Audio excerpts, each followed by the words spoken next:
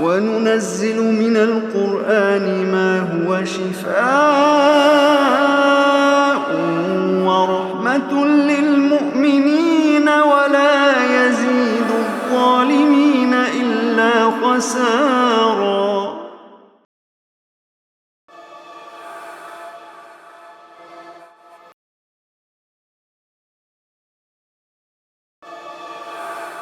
الم تر الی الذین اوتوا نصیبا من الکتاب، کیا تم نے ان لوگوں کو نہیں دیکھا جنہیں کتاب کا ایک حصہ عطا کیا گیا؟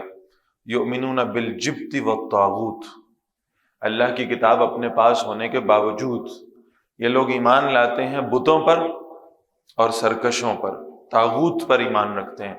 ویقولون للذین کفروا، اور کہتے ہیں ان کے لیے جنہوں نے کفر کیا، ہؤلاء اہدی من الذین آمنوا سبیلا، یہ لوگ زیادہ ہدایت پر ہیں ان سے جو ایمان لائے راستے کے اعتبار سے۔ اولئک الذین لعنہم اللہ، یہی وہ لوگ ہیں جن پر اللہ نے لعنت کی ہے۔ ومن یلعن اللہ، اور جس پر اللہ لعنت کر دیں، فلن تجد له نصیرا، تم اس کے لیے کوئی مددگار نہیں پاؤ گے۔ ام لہم نصیب من الملک، کیا ان کے لیے کوئی حصہ ہے اختیار میں؟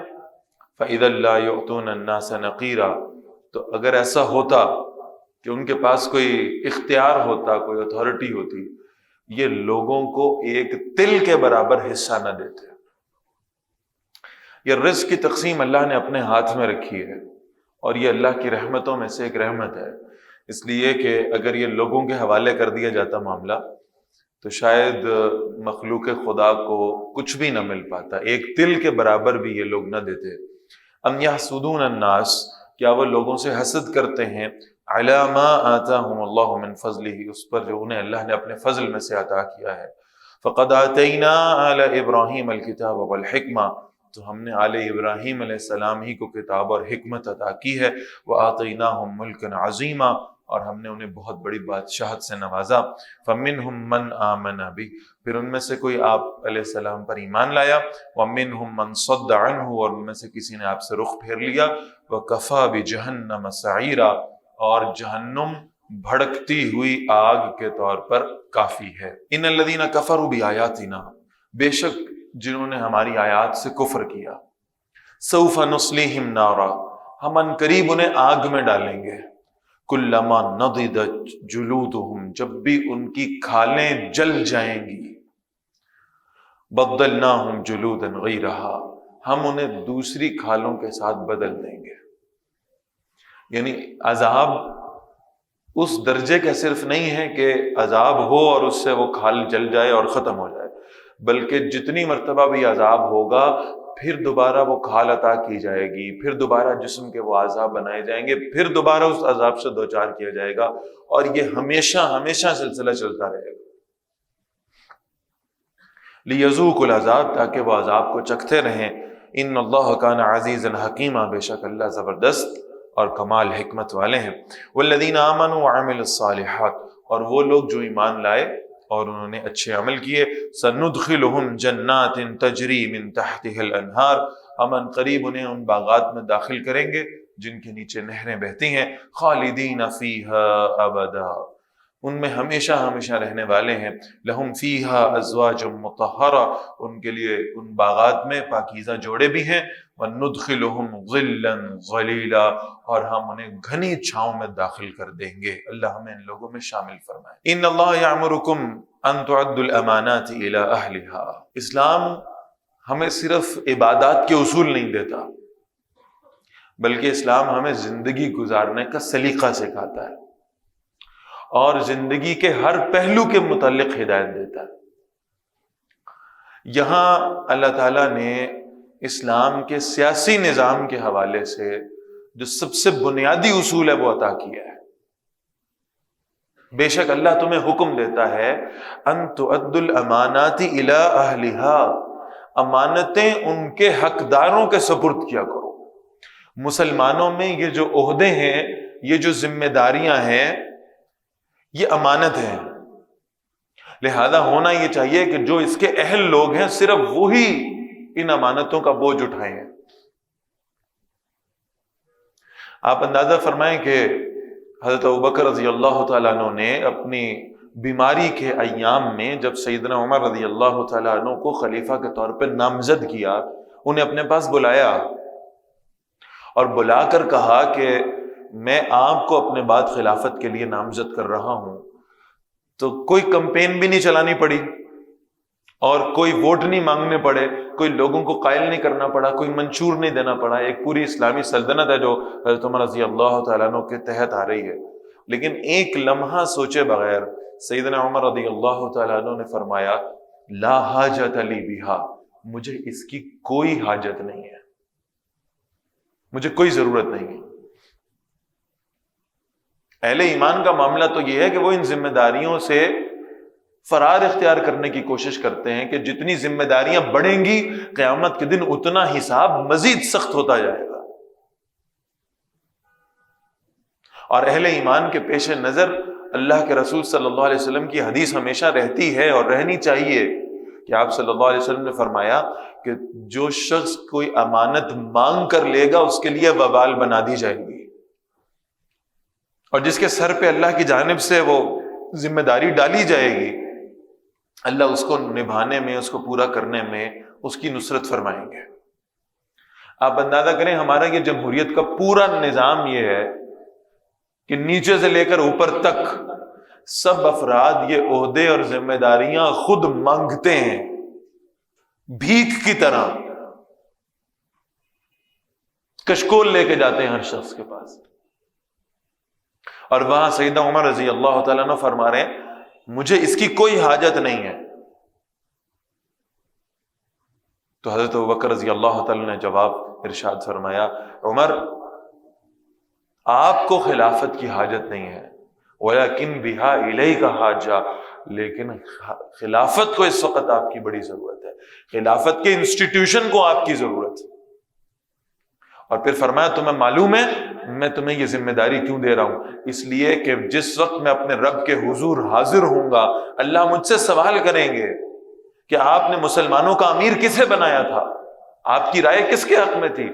تو میں جواب دوں گا کہ میں اس شخص کو امیر المومنین بنا کر آیا ہوں، اس کے کندھوں پر یہ ذمہ داری ڈال کر آیا ہوں جو میرے مطابق اس روئے ارض پر سب سے زیادہ متقی ہے، سب سے زیادہ تقوی والا ہے۔ ہم جن لوگوں کو اپنے لیڈر چنتے ہیں، اپنے قائدین چنتے ہیں، جن پر ہم مسلمانوں کی حکومت کا بوجھ ڈالتے ہیں، کیا ہم دیکھتے ہیں کہ ان کے اندر تقوی کا معیار کیا ہے؟ ان کی عمارت اپنی جگہ، ان کی عزت اور شہرت اپنی جگہ، یہ سب چیزیں ایک جانب، کیا تقوی کا معیار دیکھا جاتا ہے؟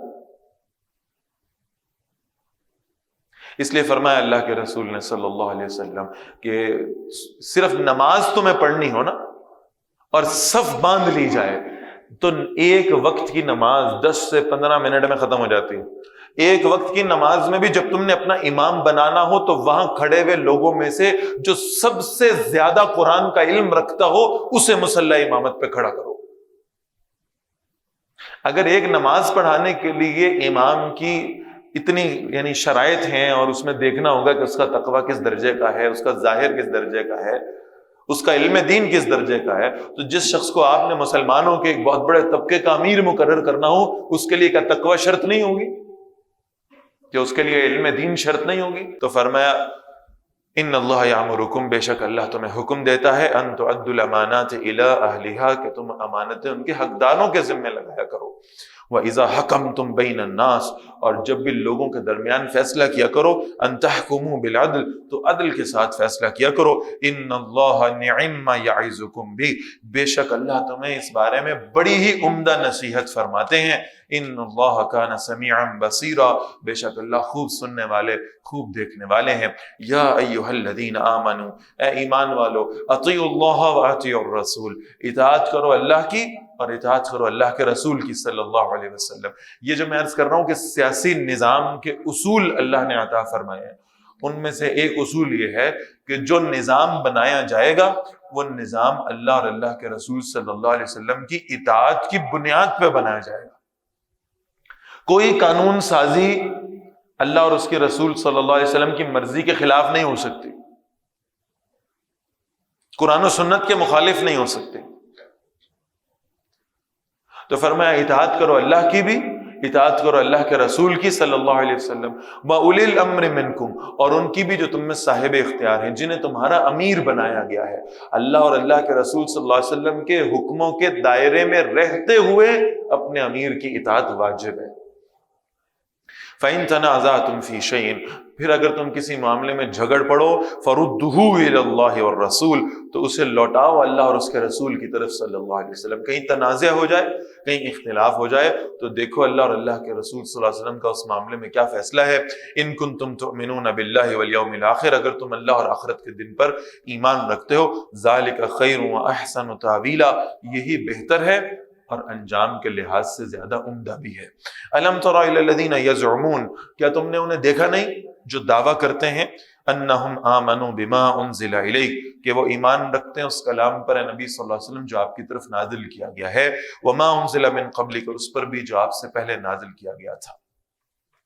کلیم ان کا یہ ہے، دعویٰ ان کا یہ ہے کہ ہم قرآن مجید پر بھی اور اس سے پہلی کتابوں پر بھی ایمان رکھتے ہیں۔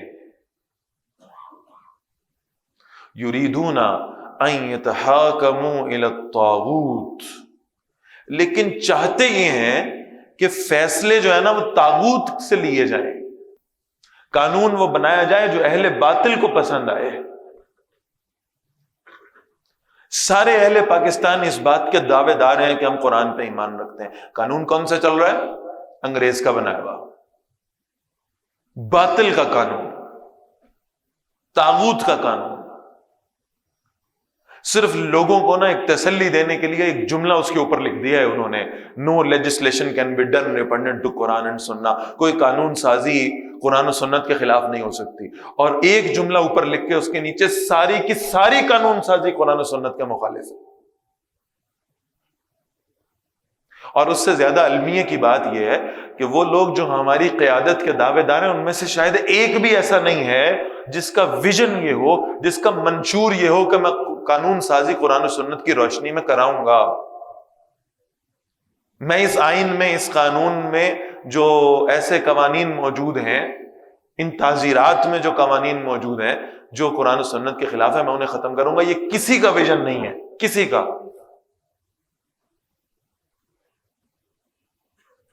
لہذا فرمایا یہ لوگ وہ ہیں جو قرآن پر ایمان رکھنے کا دعویٰ کرتے ہیں لیکن قانون لیتے ہیں طاغوت سے، باطل سے۔ وَقَدْ أُمِرُوا أَن يَكْفُرُوا بِهِ، حالانکہ انہیں حکم دیا گیا تھا اس طاغوت کا انکار کریں۔ وَيُرِيدُ الشَّيْطَانُ أَن يُضِلَّهُمْ ضَلَالًا بَعِيدًا، شیطان چاہتا ہے کہ انہیں بھٹکا کر بہت دور کی گمراہی میں مبتلا کر دے۔ اور یہ کتنی بڑی گمراہی ہے کہ الفاظ میں اور اپنے کلمات میں تو قرآن پر ایمان رکھنے کا دعویٰ ہو، لیکن اصل میں حکم قرآن کا نہ چلے، شریعت قرآن کی نافذ نہ ہو۔ وَإِذَا قِيلَ لَهُمْ تَعَالَوْا إِلَىٰ مَا أَنزَلَ اللَّهُ، اور جب انہیں کہا جاتا ہے اس کلام کی طرف آؤ جو اللہ نے نازل کیا ہے، وَإِلَى الرَّسُولِ، اور آؤ رسول کی طرف صلی اللہ علیہ وسلم، رَأَيْتَ الْمُنَافِقِينَ، اے نبی صلی اللہ علیہ وسلم آپ منافقوں کو دیکھیں گے، يَصُدُّونَ عَنْكَ صُدُودًا، وہ آپ سے رخ پھیر کر کترا جائیں گے۔ فَكَيْفَ إِذَا أَصَابَتْهُمْ مُصِيبَةٌ، تو کیا حال ہوتا ہے جب انہیں کوئی مصیبت آن پہنچتی ہے، بِمَا قَدَّمَتْ أَيْدِيهِمْ، ان برائیوں کی وجہ سے جو انہوں نے اپنے ہاتھوں سے آگے بھیجی ہیں، اپنے کرتوتوں کی وجہ سے کسی مشکل میں گرفتار ہو جاتے ہیں، ثُمَّ جَاءُوكَ، پھر نبی صلی اللہ علیہ وسلم وہ آپ کے پاس آتے ہیں۔ یہ ہے منافقوں کا طرز عمل، اپنے ہی برے اعمال کی وجہ سے کسی عذاب میں گرفتار ہوتے ہیں، پھر اللہ کے رسول صلی اللہ علیہ وسلم کی خدمت میں حاضر ہوتے ہیں اور پھر کہتے ہیں یحلفون باللہ، اللہ کی قسمیں کھاتے ہیں، ان اردنا الا احسانا و توفیقا، ہم نے تو کبھی احسان کے علاوہ، نیکی کے علاوہ، موافقت کے علاوہ ہم نے تو کبھی کچھ سوچا ہی نہیں، ہم تو بہت اصلاح کرنے والے لوگ ہیں، اللہ کی جھوٹی قسمیں کھاتے ہیں۔ اولئک الذین یعلم اللہ ما فی قلوبہم، یہ وہ ہیں جن کے بارے میں اللہ جانتے ہیں جو کچھ ان کے دلوں میں ہے، زبانوں پر کچھ اور ہے، دلوں کے اندر کچھ اور نفاق موجود ہے۔ فَأَعْرِضْ عَنْهُمْ، اے نبی صلی اللہ علیہ وسلم ان سے اعراض کیجئے، وَعِظْهُمْ، اور انہیں نصیحت کیجئے، وَقُلْ لَهُمْ فِي أَنفُسِهِمْ قَوْلًا بَلِيغًا، اور ان سے ایسی بات کہیے جو دلوں میں اتر جانے والی ہو۔ کاش کہ ان کے دلوں میں کوئی بات آ جائے، کاش کہ ان کے دل بدل جائیں، نرم ہو جائیں، اللہ کی طرف راغب ہو جائیں۔ وَمَا أَرْسَلْنَا مِن رَّسُولٍ، اور ہم نے کوئی رسول نہیں بھیجے، إِلَّا لِيُطَاعَ بِإِذْنِ اللَّهِ، مگر اس لیے کہ اللہ کے حکم سے ان کی اطاعت کی جائے۔ صرف گھروں پہ کمکمے لگانے سے اور صرف زبانی دعوے کرنے سے اور نعرے بازی سے رسول اللہ کی محبت کا اقرار نہیں ہوتا۔ اللہ نے رسول اللہ صلی اللہ علیہ وسلم کو اس لیے بھیجا ان کی اطاعت کی جائے۔ ہر شخص اپنی انفرادی زندگی میں بھی، اجتماعی زندگی میں بھی اللہ کے رسول صلی اللہ علیہ وسلم کی اطاعت کرنے والا بنے۔ جہاں اس کے سامنے آپ صلی اللہ علیہ وسلم کا حکم آ جائے، وہاں ہر شے ثانوی درجے پر چلی جائے، اللہ کے رسول صلی اللہ علیہ وسلم کا حکم سب سے اہم ہو کر اس کے سامنے۔ فرمایا ہم نے رسولوں کو صرف اس لیے بھیجا کہ ان کی اطاعت کی جائے۔ وَلَوْ أَنَّهُمْ إِذْ ظَلَمُوا أَنفُسَهُمْ، اگر بے شک انہوں نے آپ کے پاس ظلم کیا تھا، اپنے جانوں پر ظلم کیا تھا، جاؤکا، تو یہ آپ کے پاس حاضر ہوتے۔ اگر ان سے کوئی غلطی ہو گئی تھی منافقین سے، تو انہیں چاہیے تھا یہ آپ کے پاس آتے، فَاسْتَغْفَرُوا اللَّهَ، تو پھر یہ اللہ سے بخشش مانگتے، اللہ سے استغفار کرتے، وَاسْتَغْفَرَ لَهُمُ الرَّسُولُ، اور یہ رسول اللہ صلی اللہ علیہ وسلم سے ریکویسٹ کرتے کہ آپ بھی ہمارے لیے اللہ سے استغفار کریں۔ لَوَجَدُوا اللَّهَ تَوَّابًا رَحِيمًا، اگر ایسا ہوتا کہ خود بھی اللہ سے استغفار کرتے، رسول اللہ صلی اللہ علیہ وسلم سے بھی کرواتے، تو یہ اللہ کو بہت توبہ قبول کرنے والا اور رحم کرنے والا پاتے۔ اللہ ان کی توبہ بھی قبول فرما لیتے، اللہ ان پر رحمتیں بھی فرما دیتے۔ اب اگر اللہ کے رسول صلی اللہ علیہ وسلم موجود نہیں ہے تو بہرحال وہ جو ان کے ورثاء ہیں، العلماء ورثۃ الانبیاء، ان کے پاس جانا اور ان سے دعاؤں کی درخواست کرنا، بہرحال یہ ہماری امت کے اندر ہمیشہ سے رہا ہے اور اس کا اہتمام کرنا چاہیے۔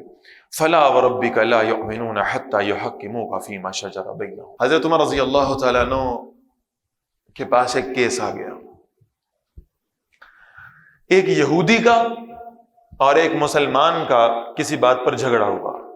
وہ مسلمان، نام کا مسلمان تو تھا، اصل میں منافق تھا، بظاہر مسلمان نظر آتا تھا۔ یہ حضرت عمر کے پاس آئے رضی اللہ تعالیٰ عنہ، کہا آپ ہمارے مابین فیصلہ کرا دیں۔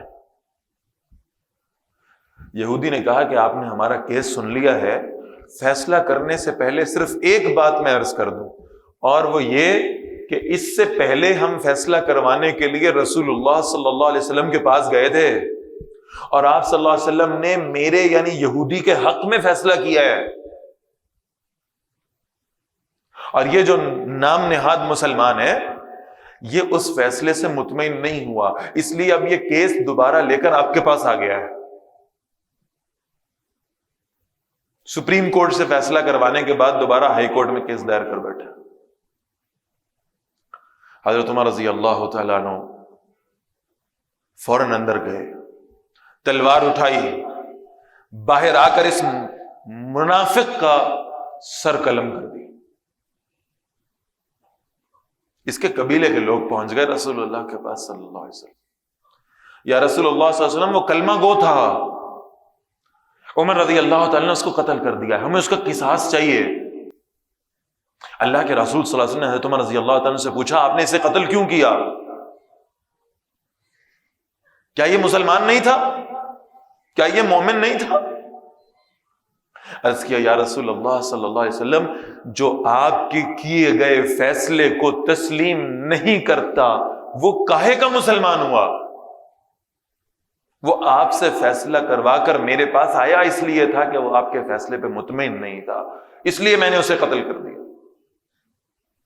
اللہ کے رسول صلی اللہ علیہ وسلم نے فرمایا اس کا قصاص نہیں ہوگا، اس کا قصاص، اس کا خون رائے گاں گیا، اور اس پر پھر اللہ نے یہ آیت نازل فرمائی ہے۔ قرآن مجید کے اندر بہت سی قسمیں کھائی گئی ہیں، سب سے خوبصورت قسم ہے یہ، سب سے خوبصورت قسم، فلا وربک، پس نہیں، قسم ہے اے نبی صلی اللہ علیہ وسلم آپ کے رب کی۔ آسان الفاظ میں اللہ اپنی ذات کی قسم کھا رہے ہیں، اللہ تعالیٰ یہ کہہ رہے ہیں کہ مجھے اپنی ذات کے جاہو جلال کی قسم، ایسا بھی بات ہو سکتی تھی۔ فلا وربک، اے نبی صلی اللہ علیہ وسلم مجھے قسم ہے آپ کے رب کی۔ اللہ نے اپنی ذات کو منسوب کیا رسول اللہ کے ساتھ صلی اللہ علیہ وسلم، مجھے آپ کے رب کی قسم ہے۔ لا یؤمنون حتی یحکموک فیما شجر بینہم، یہ اس وقت تک مومن ہو ہی نہیں سکتے جب تک یہ اپنے جھگڑوں میں، اپنے تنازعات میں، اپنے اختلافات میں آپ کو فیصلہ کن اتھارٹی نہ مان لیں،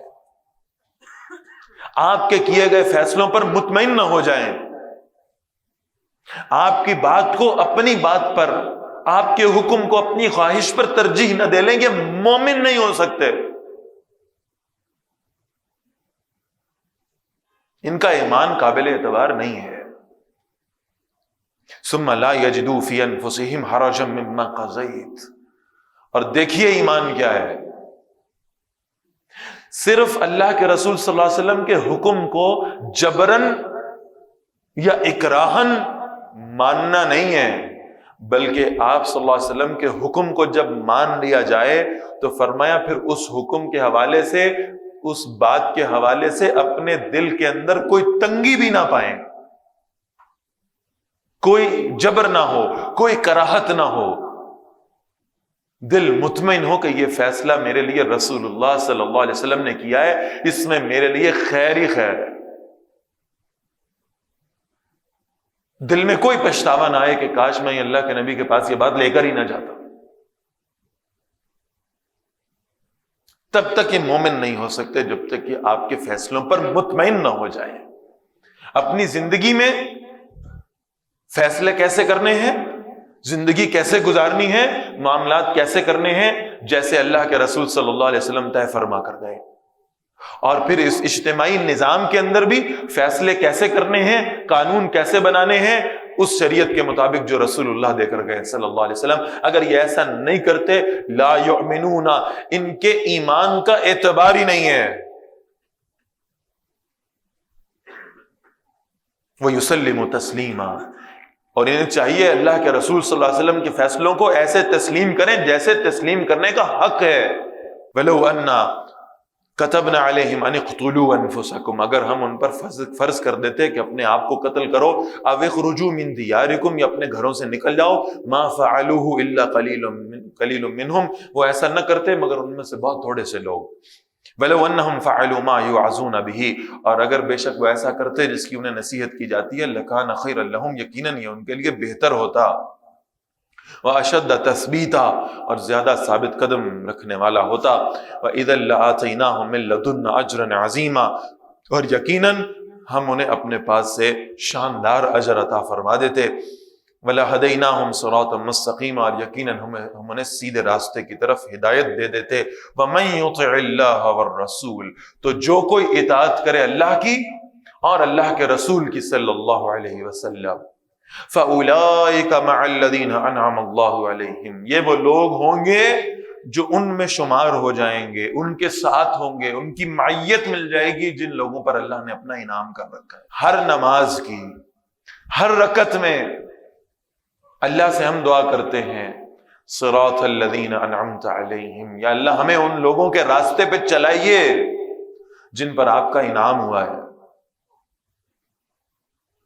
اللہ تعالیٰ نے اس کا طریقہ بتا دیا ہے، کیسے ممکن ہو پائے گا؟ وَمَن يُطِعِ اللَّهَ وَالرَّسُولَ، جو اللہ اور اللہ کے رسول صلی اللہ علیہ وسلم کی اطاعت کرے گا، اللہ کے انعام یافتہ لوگوں کی معیت ساتھ نصیب ہو جائے گا اسے۔ اسی لیے اللہ کے رسول فرماتے ہیں صلی اللہ علیہ وسلم، وہ شخص مومن ہو ہی نہیں سکتا جو اپنی خواہشات نفس کو میری لائی ہوئی شریعت کے تابع نہ کر لے، اس کا ایمان معتبر نہیں ہے۔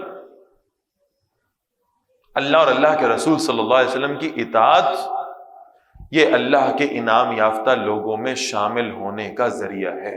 اور وہ کون لوگ ہیں اللہ کے انعام یافتہ؟ فرمایا من النبیین، انبیاء علیہ السلام میں سے، والصدیقین اور صدیقین، والشہداء اور شہداء، والصالحین اور صالحین بھی، وحسن اولئک رفیقا، اور یہ کتنے اچھے ساتھی ہیں، کتنے بہترین ساتھی ہیں، اللہ ہمیں ان میں شامل فرما دے۔ ذالک الفضل من اللہ، یہ فضل ہے اللہ کی طرف سے، وکفی باللہ علیما، اور بے شک اللہ تعالیٰ خوب جاننے والے ہیں، کافی ہیں جاننے کے لیے۔